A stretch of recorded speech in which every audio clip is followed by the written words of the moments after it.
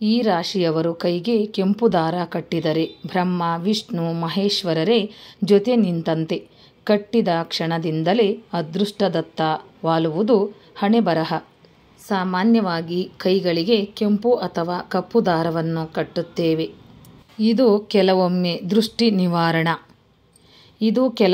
ದೃಷ್ಟಿ ನಿವಾರಣೆಗಾದರೆ ಇನ್ನೂ ಕೆಲವೊಮ್ಮೆ ಅದೃಷ್ಟ ತರುವ ಸಂಕೇತವಾಗಿ ಬಳಕೆಯಾಗುತ್ತದೆ. ಈ ಕೆಂಪು ಬಣ್ಣದ ದಾರವನ್ನು ಹತ್ತಿಯಿಂದ ತಯಾರಿಸಲಾಗುತ್ತದೆ.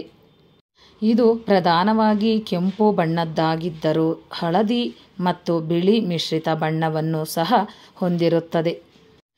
ಈ 3 ಎಳೆಗಳನ್ನು ಬ್ರಹ್ಮ ವಿಷ್ಣು ಮತ್ತು ಮಹೇಶ್ವರ ಎಂಬ 3 ಶಕ್ತಿಗಳ ಸಂಕೇತವೆಂದು ಪರಿಗಣಿಸಲಾಗಿದೆ. ಧಾರ್ಮಿಕ ನಂಬಿಕೆಗಳ ಪ್ರಕಾರ ಕೆಂಪು ಬಣ್ಣದ ದಾರ ಮಂಗಳಕರ. ಆದರೆ ಕೆಲ ರಾಶಿಯವರಿಗೆ ಈ ಬಣ್ಣದ ದಾರ ಹಿಡಿಸುವುದಿಲ್ಲ. ಹೀಗಿರುವಾಗ ಕೆಂಪು ಬಣ್ಣದ ದಾರ ಧರಿಸುವುದರಿಂದ ಆಗುವ ಲಾಭಗಳೇನು, ಯಾವ ರಾಶಿಯವರು ಇದನ್ನು ಧರಿಸಬೇಕು ಮತ್ತು ಧರಿಸಬಾರದು ಎಂಬುದನ್ನು ತಿಳಿದುಕೊಳ್ಳೋಣ. ಧಾರ್ಮಿಕ ನಂಬಿಕೆಗಳ ಪ್ರಕಾರ ಕೈಗೆ ಕೆಂಪು ದಾರವನ್ನು ಕಟ್ಟಿಕೊಂಡ ಜನರನ್ನು ಲಕ್ಷ್ಮೀದೇವಿಯು ಸಂತೋಷದಿಂದಿರಿಸುತ್ತಾಳೆ.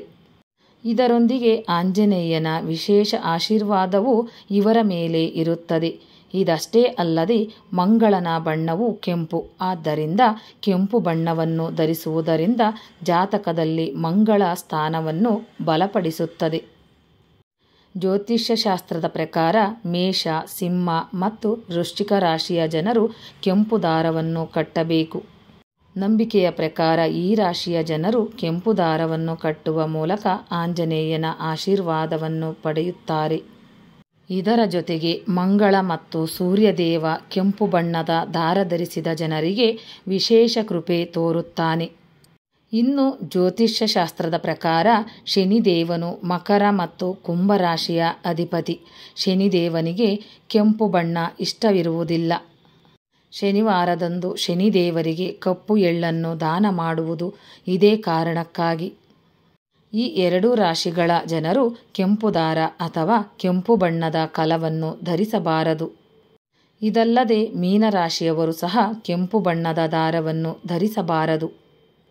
ಮಂಗಳವಾರದಂದು ಕೆಂಪು ಬಣ್ಣದ ದಾರವನ್ನು ಧರಿಸಬೇಕು.